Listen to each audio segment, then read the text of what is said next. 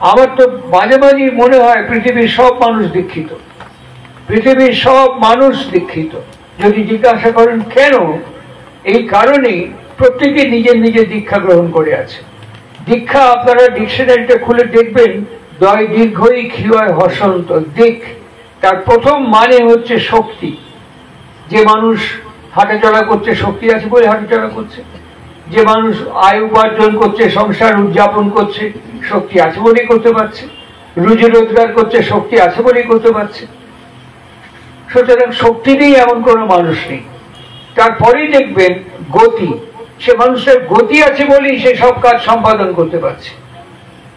তারপরেই দেখবেন মুন্ডন, অর্থাৎ বাধাকে মুন্ডন করতে পারছে, প্রতিকূলতাকে অতিক্রম করতে পারছে। তাই জন্যই সে তার মতন করে সফল এবং সার্থক জীবনকে যাপন করছে। তারপরে অভিষিক্ত হয়ে ওঠা, তারপরেই সে ফললাভ করছে বলেই জীবন এবং তার প্রজন্ম রচনা করতে পারছে। তারপরেই হচ্ছে সমন্বয়, আর তারপরে আসে দক্ষতা।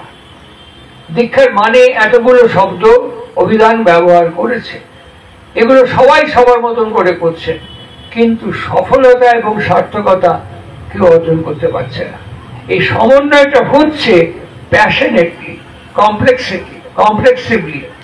এই সমন্বয়টা হারমোনিক্যালি হচ্ছে না, যেটা জীবন বৃদ্ধি, জীবন বর্ধনকারী, এই সমন্বয়টা হচ্ছে না। এইখানেই আমাদের কনসেন্ট্রেশন অত্যন্ত প্রয়োজন।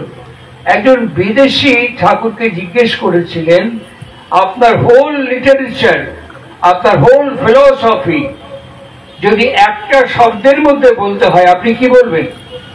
আপনার সমস্ত দর্শনকে যদি একটা ওয়ার্ডের মধ্যে এক্সপ্রেস করতে হয়, আপনি কি বলবেন? শ্রী ঠাকুর একটা শব্দ টুইঙ্কেল অফ অ্যান আই উচ্চারণ করে বললেন, বি কনসেন্ট্রেট। এই শব্দটার মধ্যে সমস্ত নিহিত হয়ে আছে। একটা মজার কথা বলি, যখন অ্যাডলফ হিটলার, জার্মানির ফুয়ারার, তিনি যখন নির্যাতন করছেন, নাৎসি নিধন করছেন, তিনি যখন গ্যাস চেম্বার তৈরি করেছেন, গিলোটিন তৈরি করেছেন, সেই সময়তে একজন ভদ্রলোক ওই কনসেন্ট্রেশন ক্যাম্পে আটক হয়েছিলেন। তার নাম কি জানেন? তার নাম হচ্ছে ভিক্টর ফ্রাঙ্কল। এই ভিক্টর ফ্রাঙ্কল একটা সময় অনুভব করতে পারলেন, এখান থেকে আমার আর বেরোবার সময় নেই, আর কোনো সুযোগ নেই, আমাকে এখানে মরতে হবে, আমাকে এখানে মরতে হবে। দেখবেন দরিদ্র মানুষের অসুখ খুব কম হয়। খুব ভালো করে আমি সারা কলকাতা, ভারতবর্ষ ঘুরে দেখেছি, রেশিও দেখেছি, খুব দরিদ্র মানুষের অসুখ বিসুখ খুব কম, ওষুধপত্র খায় কম। খুব ধনী মানুষের অসুখ বিসুখের সংখ্যা অনেক বেশি। আমি এই রেশিওটা অনেক ক্ষেত্রে, অনেক প্রদেশে ঘুরে ঘুরে বিভিন্ন ডাক্তারদের সাথে পরামর্শ করে দেখেছি, অত্যন্ত ধনী মানুষের রোগের সংখ্যাটা বেশি, আর অত্যন্ত দরিদ্র মানুষের রোগের হারটা অনেক কম। কেননা সে যদি অসুস্থ হয়ে পড়ে, তাহলে সংসার অচল হয়ে যাবে, জীবন অচল হয়ে যাবে।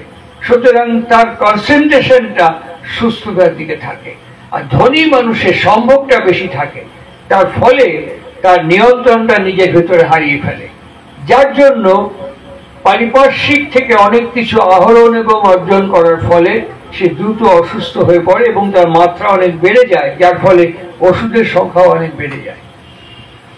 এই যে কনসেন্ট্রেশন, যে কথাটা বললেন শ্রী ঠাকুর, এটা ঠাকুর প্রথম বলেননি। ভিক্টর ফ্রাঙ্কল ফিল করলেন যে আমাকে বাঁচতে হবে এবং আমাকে মুক্তি পেতে হবে।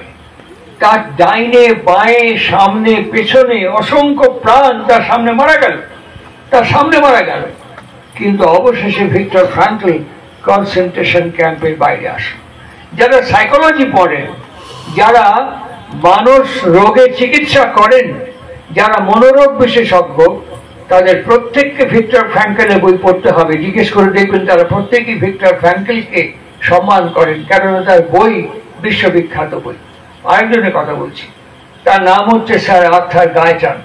একদম শিশুকাল থেকে তার স্বপ্ন ছিল অপারেশন টেবিলে দাঁড়িয়ে সে অপারেশন করবে, অপারেশন টেবিলে দাঁড়িয়ে সে অপারেশন করবে এবং বিশ্ববিখ্যাত সার্জন হবে।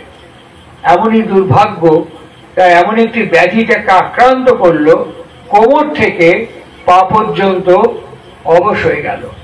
হুইল চেয়ার তার একমাত্র আশ্রয়। তার যারা গুণগ্রাহী, তার যারা শুভানুধ্যায়ী, প্রত্যেকে পরামর্শ দিল, গায়ত্রী তুমি এই স্বপ্ন ত্যাগ করো, তুমি ইচ্ছে ত্যাগ করো, তুমি অন্য উইং বেছে নাও, অন্য চ্যানেল বেছে নাও, অন্যদিকে নিজেকে পড়াশোনা ঠিক করো।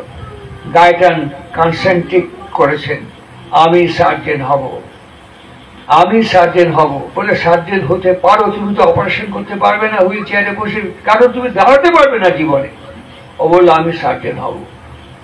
যারা সার্জেন হয়েছেন, যারা সার্জিক্যাল লাইনে পড়াশোনা করেছেন, অর্থাৎ গায়ত্রীর বই ছাড়া সার্জেন হওয়া খুব কঠিন। তিনি পুঙ্খানুপুঙ্খভাবে সার্জিক্যাল সমস্ত বিষয় বর্ণনা করেছেন এবং তিনি শেষ উপসংহারে বলছেন, কনসেন্ট্রিক না হলে পরে জীবনে কোনো জায়গায় সফল এবং সার্থক হওয়া যায় না।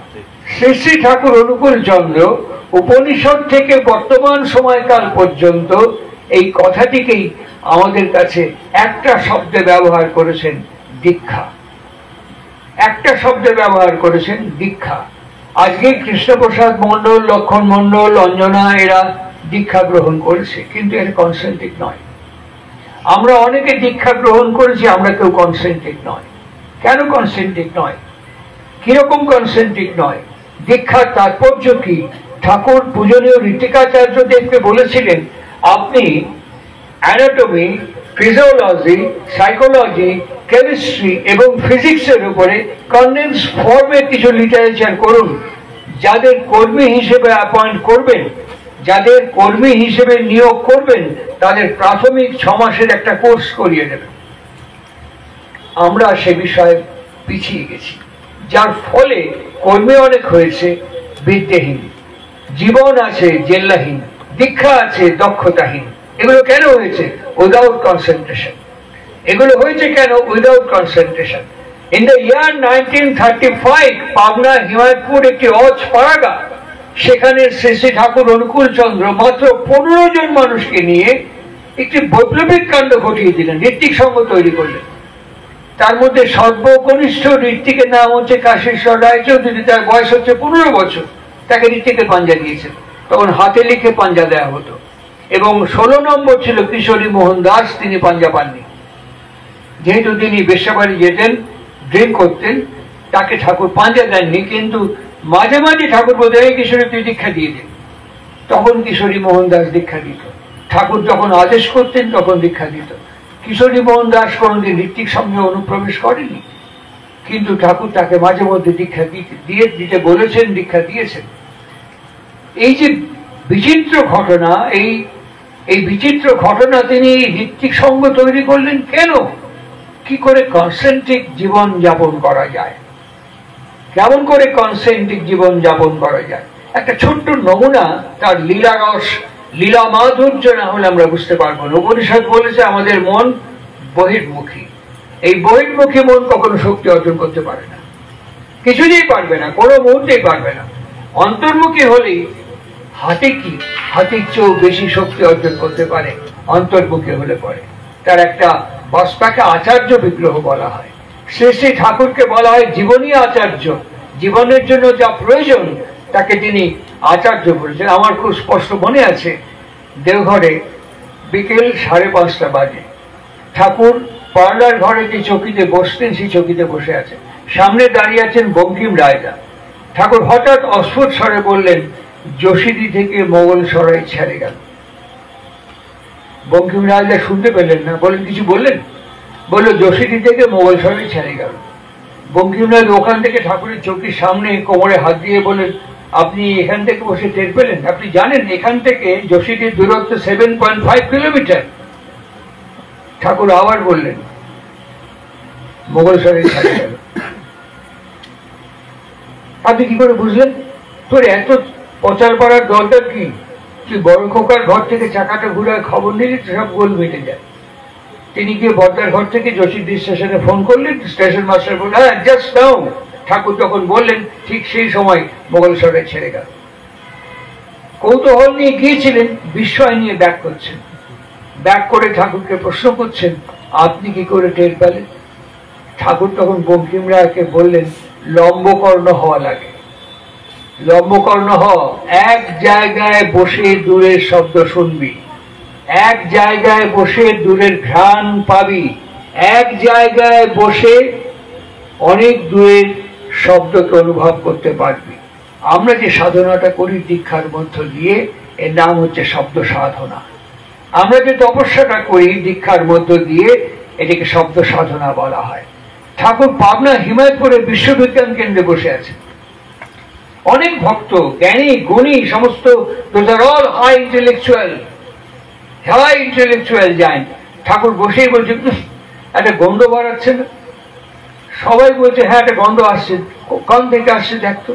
সবাই চারপাশে খুঁজছে, দোতলা বিশ্ববিজ্ঞান কেন্দ্র, চারপাশে খুঁজছে, কিন্তু সেই গন্ধটা কোত্থেকে আসছে কেউ আইডেন্টিফাই করতে পারছে না। বেশ কিছুক্ষণ সময় পার হওয়ার পর শ্রী শ্রী ঠাকুর নিজেই বললেন, আমার মনে হয় ওপরের থেকে পায়রা হাগিছে, পরিষ্কার করা হয়নি, পায়রার গুয়ের গন্ধ আসতেছে। দল বেঁধে গিয়ে দেখলো হ্যাঁ পায়রার গুয়ের গন্ধ। ঠাকুরকে জিজ্ঞেস করলেন, আপনি এখান থেকে বসে টের পেলেন কি করে? ঠাকুর বলছেন, অভ্যেস করা লাগে, এর নাম সাধনা, একে তপস্যা করা লাগে।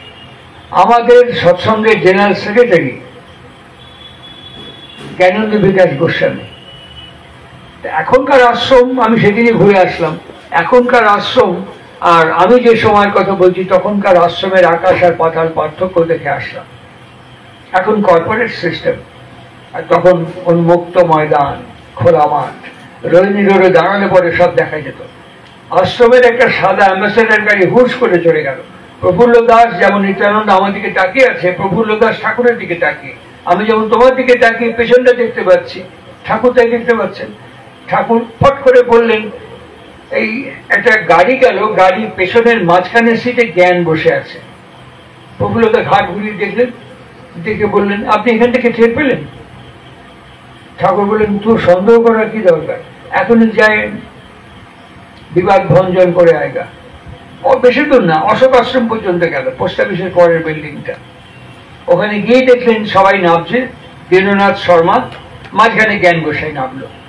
প্রফুল্ল দাসকে জিজ্ঞেস করলেন, আপনি কি মাঝখানে বসেছিলেন? তিনি বলছেন হ্যাঁ।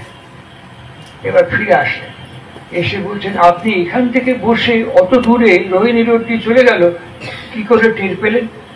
ঠাকুর তখন বলছেন, এই গাছটায় কটা পাতা আছে কত? এই সামনে একটা টগর ফুলের গাছ দেখে বলেন, এই গাছে কটা পাতা আছে কত? এটা কি করে বলবো, গাছের পাতা বলবো কি করে? ঠাকুর বলছেন, অভ্যেস করা লাগে।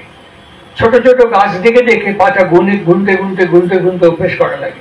তারপরে একটু বড় গাছ দেখে পাতা গুনতে গুনতে অভ্যেস করা লাগে। তারপরে আরো একটু বড় গাছের পাতা গুনতে গুনতে অভ্যাস করা লাগে। তারপর অনুমান এসে যায়, সেটা অনুভবে কনভার্ট হয়ে যায়। এর থেকে মানুষ অনেক কিছু করতে পারে। সবটাই অভ্যাস যোগ। কখন হবে? কনসেন্ট্রেশন থেকে। ঠাকুর পরিষ্কার ভাবে বলছেন, মানুষ দুবার কনসেন্ট্রিক হতে পারে, একবার যৌন উপভোগের সময় স্বামী স্ত্রী, আর একবার ধ্যান করার সময়। এই দুবার কনসেন্ট্রেশন মানুষের জীবনে আসে। আমাদের হিমায়তপুরে এটা কাকে বলেছিলেন? ঋতিকাচার্য, কৃষ্ণ প্রসন্ন ভট্টাচার্যকে। তার স্ত্রী সুষমা দেবী পদ্মার স্নান করে সায়া ব্লাউজ কিচ্ছু নেই, শাড়ি গায়ে জড়িয়ে হেঁটে যাচ্ছেন। ঠাকুর দেখছেন, কেষ্টদা ঠাকুরের মুখোমুখি।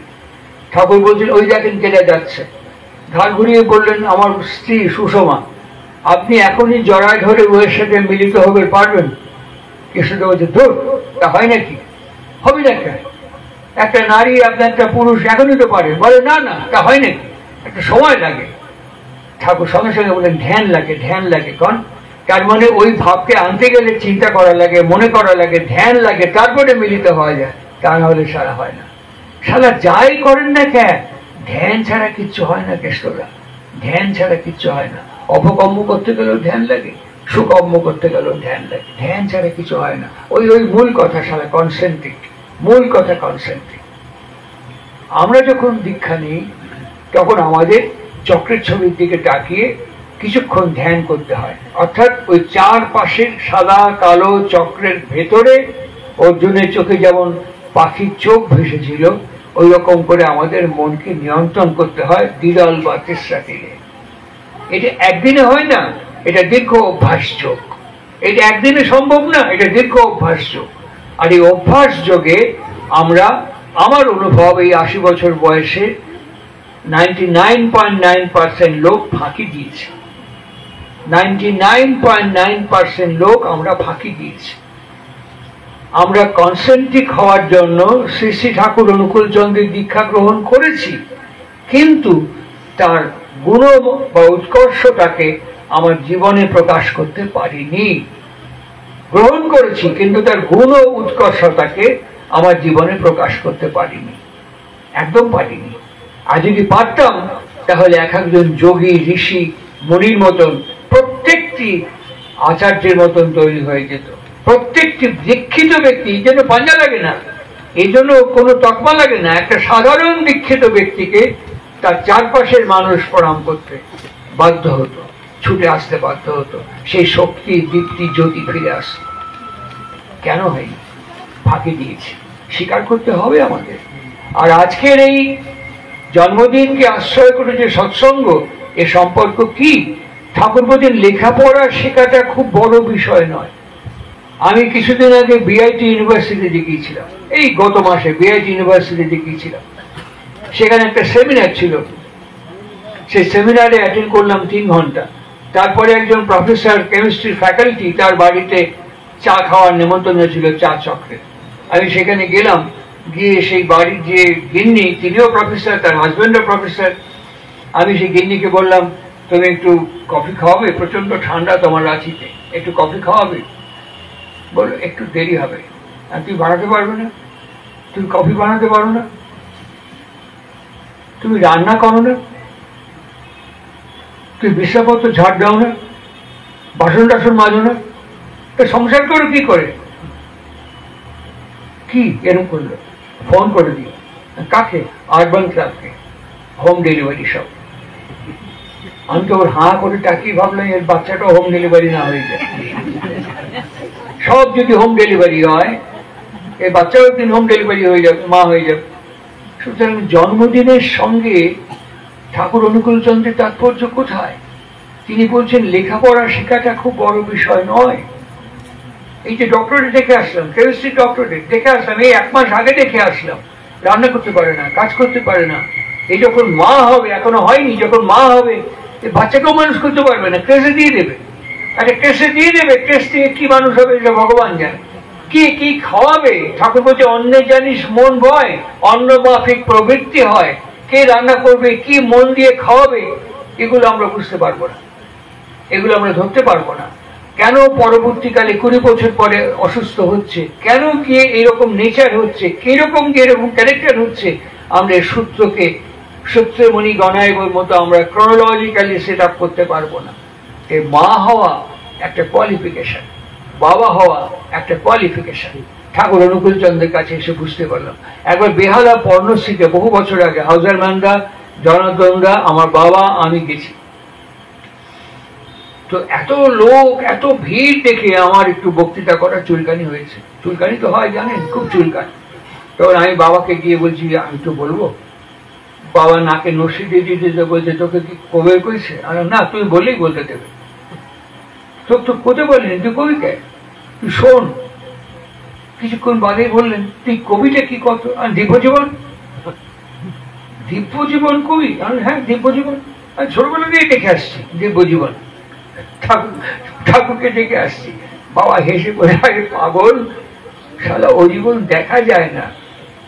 আমি তো কি করা যায়? ফিল করা যায়। দিব্য জীবন দেখা যায় না, দিব্য জীবন ফিল করা যায়। ওই জ্যোতির্ময়তাকে অনুভব করা যায় ধ্যানে, ওটা করা যায় না, ফিল করা যায়, দেখা যায় না কি।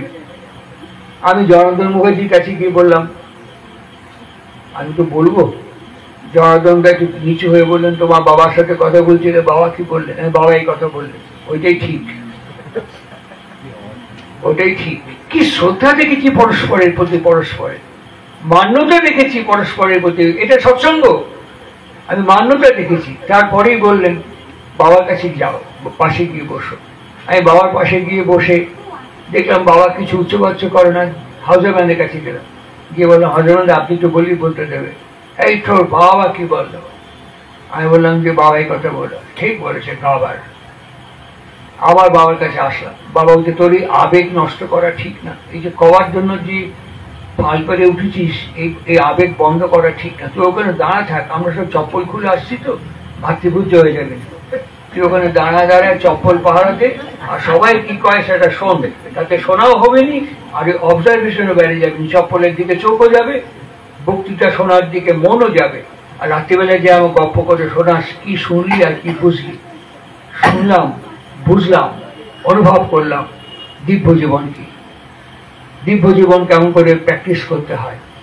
আর সুতরাং এর ভিতর থেকে জন্মদিনের তাৎপর্যটা যে কি, ঠাকুর অনুকূল চন্দ্র বলছেন যে বাচ্চা বাচ্চা মেয়েদের আমরা কি বলি, ছোটরা যখন বায়না করে ঘরে আর বড় যখন কাড়াকাড়ি করে সমসাময়িক বয়স হলে পরে, আহা তুমি দিয়ে দাও, তুমি বড় না, ও ছোট, ওকে দিয়ে দাও, ওকে দিয়ে দাও, দিয়ে দাও, তুমি তো বড়, ওকে দিয়ে দাও, এই আমরা শেখাই। ঠাকুর কি শিখিয়েছেন? ঠাকুর বলেছেন সবচেয়ে দামি জিনিসটা নিয়ে এসে বাড়ির সবচেয়ে যে ছোট তার হাতে দিতে হয়। সবচেয়ে রসগোল্লা আনলাম, কোনোদিন তো আসে না, মিষ্টি আনলাম, কোনোদিন তো আসে না, নিয়ে এসে সবচেয়ে ছোট যে তাকে দিতে হয়, আর তাকে দিয়ে বলতে হয় বাড়ির সবচেয়ে যে বড় তার কাছে দাও, বাড়ির সবচেয়ে যে বড় তাকে তুমি দাও, দিয়ে বলো এটা তোমাকে দিলাম। এই দেওয়ার অভ্যাসটা ছোট্টবেলা থেকে করাতে হয়।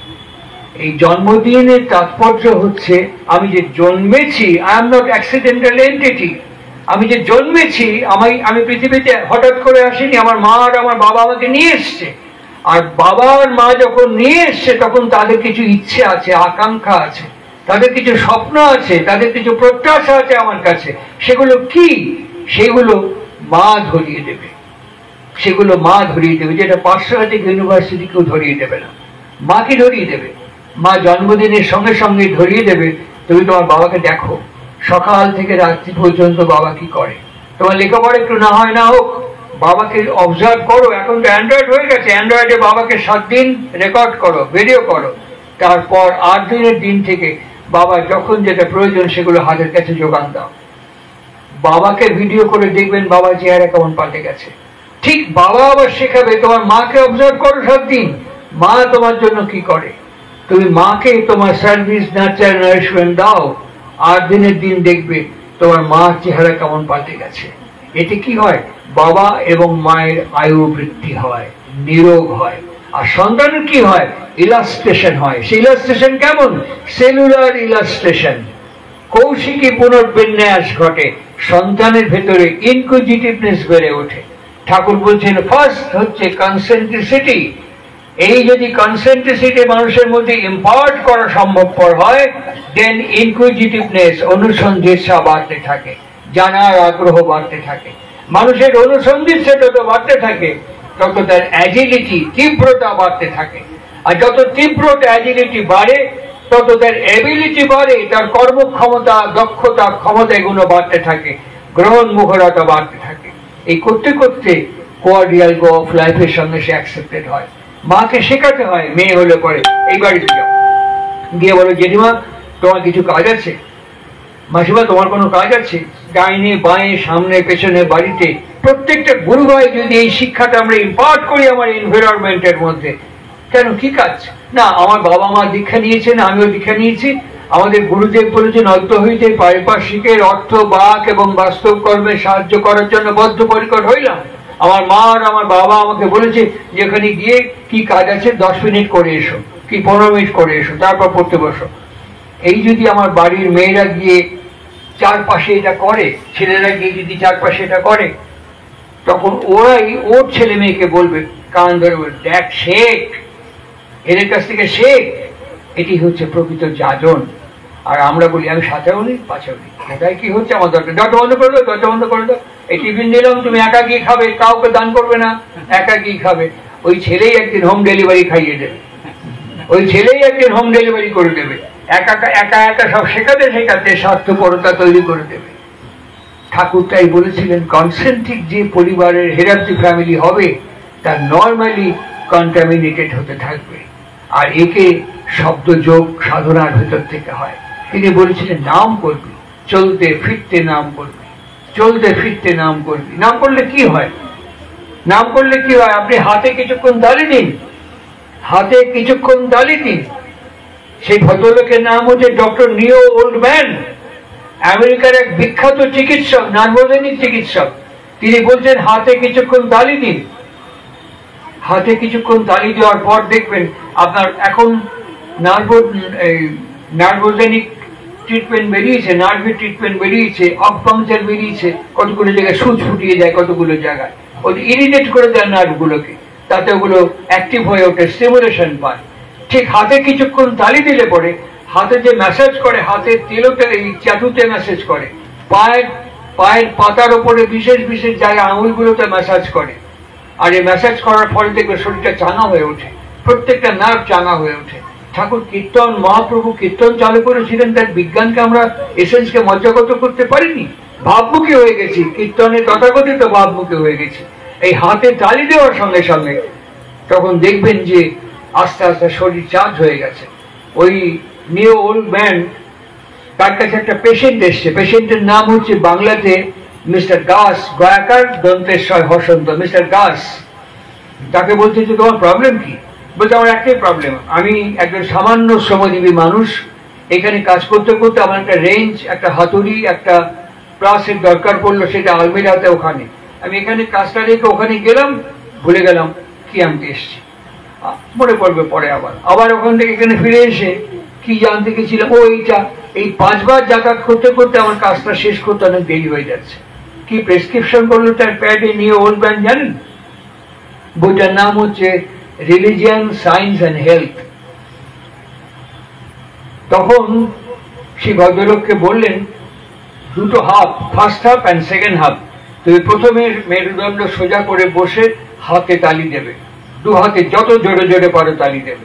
সেকেন্ড হাফে যেমন আমরা স্কিপিং করি, এরকম করে করে দড়িতে স্কিপিং করি, সেকেন্ড হাফে তুমি দাঁড়িয়ে দাঁড়িয়ে লাফাবে আর হাতে তালি দিয়ে দিয়ে লাফাবে। 15 দিন পর, রিপোর্ট আফটার ফর্টনাইট, 15 দিন পর মিস্টার দাস যখন গেছে, বলে কেমন ফিল করছো? বলে আগের চেয়ে অনেক বেটার, আগের চেয়ে অনেক বেটার। তখন সমস্ত চিকিৎসকরা একত্রিত হয়ে একটা প্রেস কনফারেন্স করে নিও ওল্ডম্যানকে চেস করছে যে তুমি চিকিৎসার মধ্যে এসব বজরুকে ঢুকিয়ে দিচ্ছ কেন, এই আধুনিক অ্যালোপ্যাথি চিকিৎসার মধ্যে এইসব বজরুকে ঢোকাচ্ছ কেন? নিও ওল্ডম্যান একটাই উত্তর দিয়েছিল, ডক্টর আপনারা যে সাসপেনশন প্রেসক্রিপশন করেন, সিরাপ প্রেসক্রিপশন করেন, তার তলিকে লেখা থাকে, কোম্পানিকে লিখে দেয় shake the bottle before use, এই বোতলটা ঢালার আগে ভালো করে ঝাঁকিয়ে নেবেন। এবার আপনারাই বলুন আমরা জন্ম থেকে বর্তমান সময় পর্যন্ত নিজেকে কতবার ঝাঁকিয়েছি, নিজেকে কতবার ঝাঁকিয়েছি, কি মনে কি শরীরে? ঝাঁকাইনি একবারও। হ্যাঁ ঝাঁকিয়েছি, ঝাঁকিয়েছি। প্রলয় মজুমদারের গলায় এত মারা কেন? ঝাঁকিয়েছি। প্রলয় মজুমদারের হাতে এত আংটি কেন? ঝাঁকিয়েছি। প্রলয় মজুমদারের হাতে শিকড় কেন?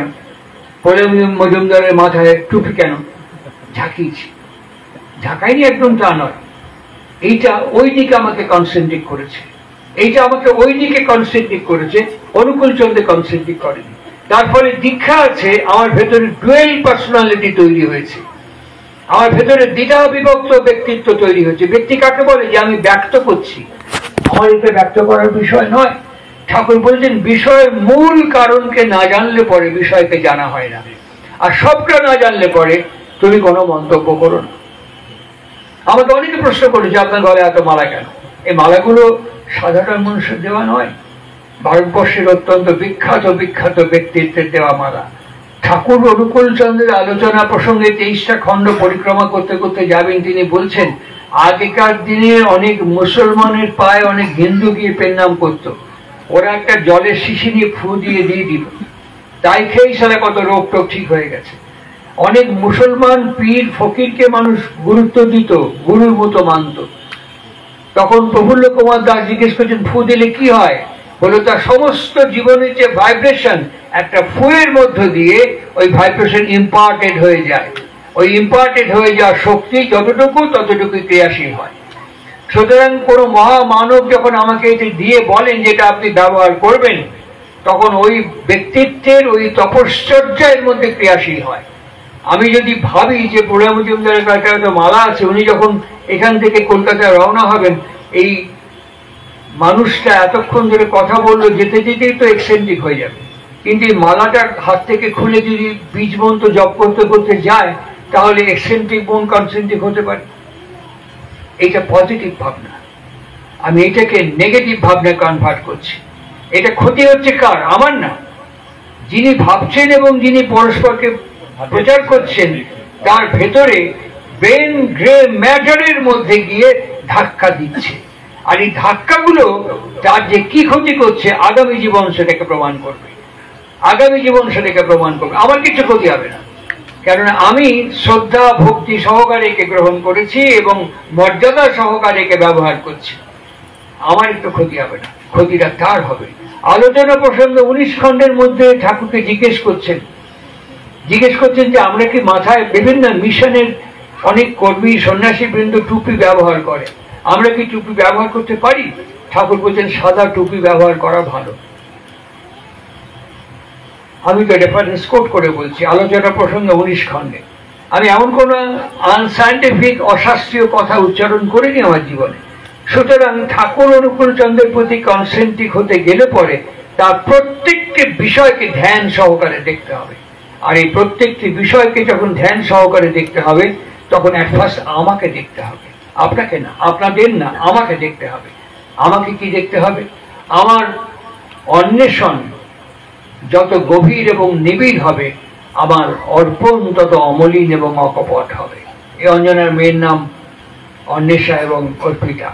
আমার অন্বেষণ যত নিবিড় এবং গভীর হবে, আমার অর্পণ তত অমলিন এবং অকপট হবে।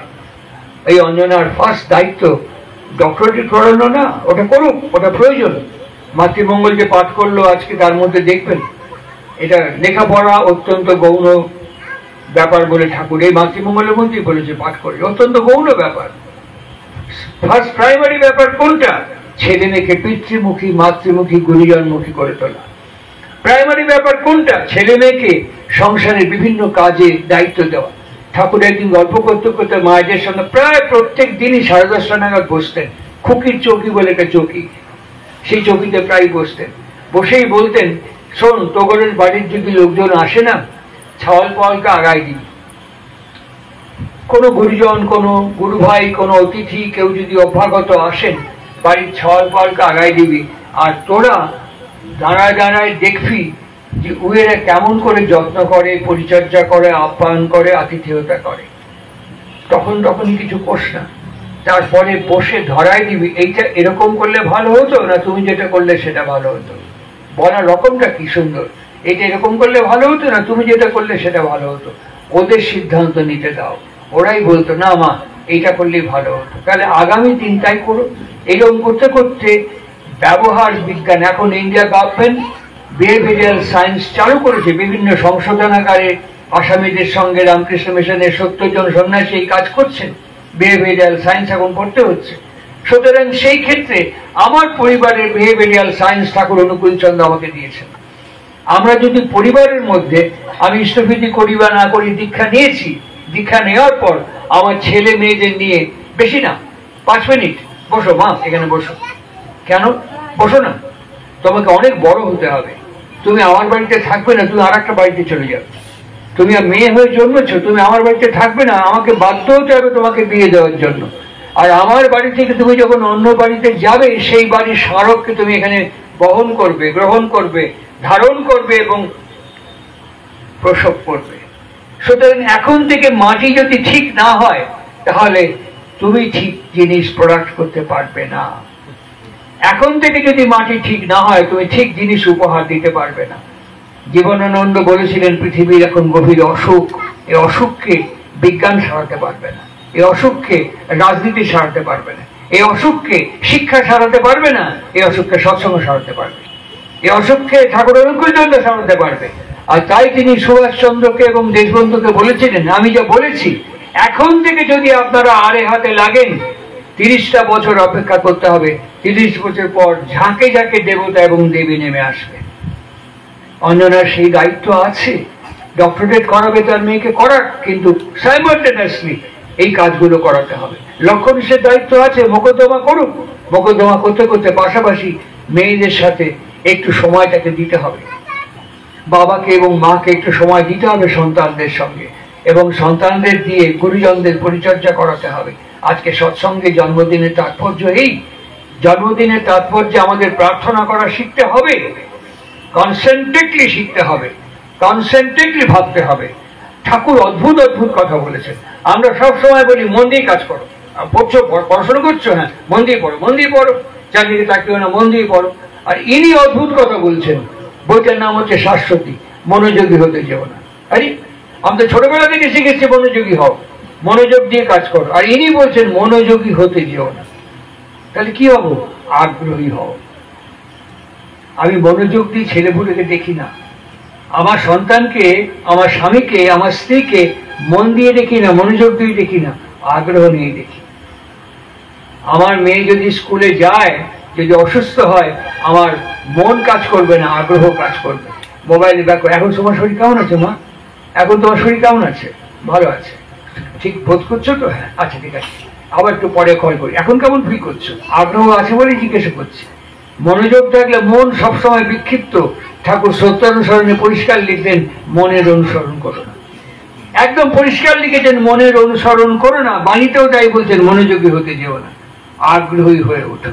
তাহলে আমার আগ্রহ অনুকূল চন্দ্রের ব্যক্তির প্রতি যদি থাকে, তখন আমার আগ্রহই আমাকে অন্বেষণের ভেতর থেকে বুঝিয়ে দেবে পরম প্রেমময় কাকে বলে, ভগবান কাকে বলে, ঈশ্বর কাকে বলে, পুরুষোত্তম কাকে বলে। আর সেগুলো আমার শুধু বুঝিয়ে দেবে না, আমার চরিত্রের মধ্য দিয়েও ব্যক্ত হবে। আমি একদিন আমাদের বাড়িতে বাবার সাথে বসে, এরকম যে লোকজন আমরা এখানে বসে আছি, এরকমই লোক আমাদের বাড়িতে প্রত্যেক দিন দুবেলা আসতেন, প্রত্যেক দিন বাবার কাছে বসে কথা শুনতেন। তা আমার লোকজন চলে যাওয়ার পর মানে আরো কিছু লোক এসছেন, বসে আছেন। তা একজন লোক অনেকক্ষণ দাঁড়িয়ে আছেন, আমি সামনে একটা সোফাতে বসে বাবার কথা শুনছি। ভদ্রলোক আমার চেয়ে বয়স্ক দাঁড়িয়ে আছেন। বাবা হঠাৎ আমাকে জিজ্ঞেস করলেন, তুই দীক্ষা নিচ্ছিস? আমি বললাম, আমি, তুমি তো আমাকে দীক্ষা দিয়েছ। তখন দীক্ষা নিলে কি হয়? মুখস্থ বিদ্যে, পরিষ্কার দুটো আঙুল তুলে বললাম, দুটো জিনিস গ্রো করে, অবজারভেশন আর ফার্দারেন্স। দুটোই তো তোর মধ্যে নাই। এই যে লোকটা এতক্ষণ দাঁড়ায় রয়েছে, একটা ঘর থেকে টুল নিয়ে এসে দিতে পারলি না এখানে বসার জন্য? তুই দাঁড়াতে পারলি না? ওনার বসতে দিয়ে তুই দাঁড়া থাকতে পারলি না? আমি তখন একটু লজ্জা পেয়ে কি ঘর থেকে একটা টুল এনে বসতে দিলাম। টুলটা এমন জায়গায় বসালাম, এই ঘর আর ও ঘর যাওয়ার দরজার মুখে। এক সময় লোকজন সব চলে গেল, ফাঁকা হয়ে গেল। বাবা বললেন, তোর মা কয়ে আগে একটু চাপ দিতে, একটু চা দিতে। মা নিজের এক কাপ, বাবার এক কাপ, আমার এক কাপ ট্রেতে করে নিয়ে আসছে। আসবে কি করে? আমি তো চুলটা বসাইছি সেই চৌকাটের মাঝখানে। আমি যেখানে বসেছি তখন খালি হয়ে গেছে ঘর। আমি বাঁ পাটা দিয়ে টুলটা সরিয়ে দিলাম। বাবা দেখলেন, মা এসে ঘরে ঢুকে চাটা সবাইকে দিলেন। আমাকে বাবা বললেন, তুই এটা কি করলি? মা আসছে তো, টুলটা সরিয়ে দিলাম পা দিয়ে। তুই যেখানে বসে আছিস, আমি যদি পা বাড়াই তুই একটু সরে বাড়। আমি যদি, তুই চুলটা যেমন পা দিয়ে সরালি, আমি যদি পাটা দিয়ে তো বলে তুই একটু সরে বাড়, তোর কেমন লাগবে? আর ভালো লাগবে না? টুলটার কেমন লাগবে? আমি, ওটা তো টুল। সাদা যে মানুষ একটা টুলকে সম্মান করতে পারে না, একটা চেয়ারকে সম্মান করতে পারে না, সে ভবিষ্যতে মানসিক সম্মান করবে? এসব পাগলার কথা সারা মানুষ বিশ্বাস করে। একটা টুলকে, চেয়ারকে যে সম্মান করতে পারে না, সে মানুষের সম্মান দেবে, এছাড়া ভাবা যায়? টুলটার কাছে যে ক্ষমা চা, টুলের কাছে বলে হ্যাঁ হাত জোর করে ক্ষমা চা, আর ধুয়ে নিয়ে এসে ঠিক জায়গায় রাখ যেখান থেকে আনিছি। বলে আমি অন্যায় করেছি আপনার গায়ে পা দিয়ে। আপনি বলবো হ্যাঁ, প্রত্যেকের মর্যাদা আছে, প্রত্যেকের সম্মান আছে, প্রত্যেকের ব্যক্তিত্ব আছে, প্রত্যেকের মতন সম্মান দিতে শেখা লাগে। জন্মদিনের তাৎপর্য এই, আমার সন্তানকে এইভাবে শেখাতে হবে যাতে আমার মেয়েটিকে কোনো পুরুষ কামোদ দৃষ্টি নিয়ে না তাকাতে পারে। আমার মেয়ের ব্যক্তিত্ব এমন হবে, পায়ের দিকে তাকাবে। ঠাকুর অনুকূল চন্দ্র বলেছেন, আমি একবার রেলওয়ে স্টেশনে ঈশ্বর দিতে দেখলাম এক মাদ্রাজি মহিলা, তার দিকে একটা পুরুষ একটা নোংরা দৃষ্টিতে তাকাচ্ছিল। সেই মহিলা সেটা বুঝতে পেরে যে এরকম করে তাকিয়েছেন, সে ফাল করে ছুটে চলে গেল। নারীকে বলা হয় আত্মা শক্তি। মেয়ে জন্মালে আমরা হাউতাস করি, মেয়ে হলো, ছেলে হলে ভালো হতো, এটা মেয়ে হলো, ছেলে হলে ভালো হতো। আরে ছেলে হলে কি হতো? মেয়ে হলেই তো ভালো। এই মেয়েই তো আমাদের আগামী দিনের সন্তান উপহার দেবে। মেয়েই তো ভালো, মেয়েই তো আমাদের আগামী দিনের সন্তান উপহার দেবে। সেই মেয়েকে যে মা এবং বাবা নির্মাণ করতে পারবে, তাই জন্মদিনের তাৎপর্য, চাই জন্মদিনের শ্রী শ্রী ঠাকুর অনুকূল চন্দ্রের প্রাসঙ্গিকতা, এসব আমরা পাঠশালা থেকে ইউনিভার্সিটি পর্যন্ত পাই না, পাইনি আজ পর্যন্ত পাইনি। আর সেই কারণে এটা ঠাকুরের জীবনের মধ্যে দেখেছি। তার ছোট ছেলে কাজলদা MS করেছে। ঠাকুর বলেন কাজলার ডাক দিত, যেটা মেমোরিয়াল বিল্ডিং, সেই বাড়িতে কাজলদা থাকতেন। ওইখান থেকে আসার সময় ঠাকুরের সামনে বেশ কিছু চেরি ফল, বেল ফুলের গাছ, লতা দিয়ে এরকম করে কঞ্চির সঙ্গে জড়ানো ছিল।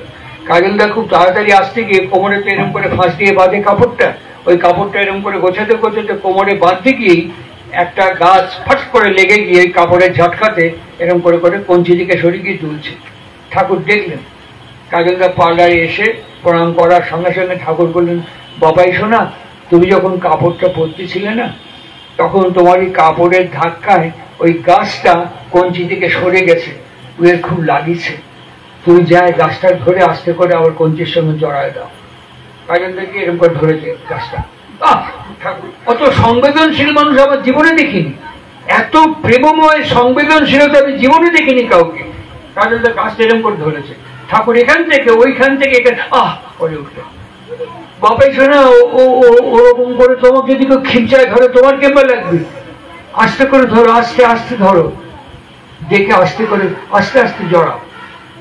এখান থেকে ওখানে বলছেন, গাছের কাছে হাত জোর করে ক্ষমা চাও, কও যে আমি অজান্তে এই অন্যায় করেছি, আমাকে আপনি ক্ষমা করেন। কাজলদা তাই বললেন বাবার আদেশে। একটা MS পাস করা ডক্টর বলে যখন আসলেন, ঠাকুর কি বলছেন, গাছটা করলো কি, এবার আমার শাস্তি হলো। তার ঔরস যত সন্তান হাঁ করে ঠাকুরের দিকে তাকিয়ে আছে, এটা বাবা না পুরুষোত্তম না পরম প্রেমময়, এত সহজ নয়। এই জন্য ইসলাম বলে তিনি লাশরী, তার পরিবার হয় না, তার পুত্র সন্তান কন্যা কিছু হয় না, তার ভক্ত হয়, তার শিষ্য হয়। পুত্র সন্তান ভক্ত এইসব কিছু হয় না, পরিবার, গোটা বিশ্ব, গোটা সৃষ্টি তার পরিবার। কিরকম শুনুন তার মাধুর্য মণ্ডিত কথা। একদিন ঠাকুর কাজলদার এসার সঙ্গে সঙ্গে বলছেন, কাজলা আমার ধরত, এরকম করে ধরেছে, এইটা ধরেছে, তোর হাত আমার কাঁধকে ধরেছে, আমি তো করছি আমার ধর। তারপরে এরকম করে 2 হাত দিয়ে জাপড়ে ধরেছে। ঠাকুর বলছেন, তোর বুক আমার বুকের সাথে, তোর হাত আমার পিঠে, আমি তো করলাম আমার ধর। 2-1 মিনিট না, 40 মিনিট সময়। ভাববেন, ঘড়ির কাঁটায় 40 মিনিট সময়। তিনি পাগল না মূর্খ না অজ্ঞান? তিনি তার সন্তানকে, একটা MS পাস করার ডাক্তারকে তিনি বলছেন, আমি তো করছি আমার ধর। 40 মিনিট টানা অঙ্গ প্রত্যঙ্গ ধরার পরে এক সময় ফেটেক্ট হয়ে গিয়ে বলছেন, চোখে জল ফেলে, বাবা তুমি বলে দাও আমি তোমাকে কেমন করে ধরবো? আমি তো তোমার সব ধরেছি, তুমি তো খালি বলছো হাত ধরেছিস, পেট ধরেছিস, বুক ধরেছিস, পিঠ ধরেছিস, তুমি আমাকে বলে দাও আমি কেমন করে ধরবো? ঠাকুর তখন ওই যে বলে দিছি, দীক্ষার সময় অম্বায় ধরা লাগে। জন্মদিনের তাৎপর্য হচ্ছে আমার সন্তান সন্ততিকে ওই ধরাটা শেখানো। আমি তোমার বাবা, আমি তোমার মা, তুমি আগে আমাকে ধরতে শেখো, তুমি তোমার বাবাকে ধরতে শেখো। We are not accidental. তোমার ঠাকুরদা ঠাকুমা আছে, তাদের ধরতে শেখো, তাদের পরিচর্যা করতে শেখো। এই পরিচর্যার মধ্য দিয়ে ক্রোনোলজিক্যালি তুমি এমন সম্পদ, এমন ওয়েলথ অ্যাচিভ করবে, যেটা আগামী দিনে যখন তোমাকে যে বাড়িতে পাঠাবো, সেই বাড়ি তোমাকে মাথায় তুলে ধন্য ধন্য করবে। This is called education. আর আমরা যেটা আর্ন করি, দিস ইজ কল্ড লিটারেশন। তাই ঠাকুর এডুকেশন এবং লিটারেশনের পার্থক্য করে দিয়েছেন।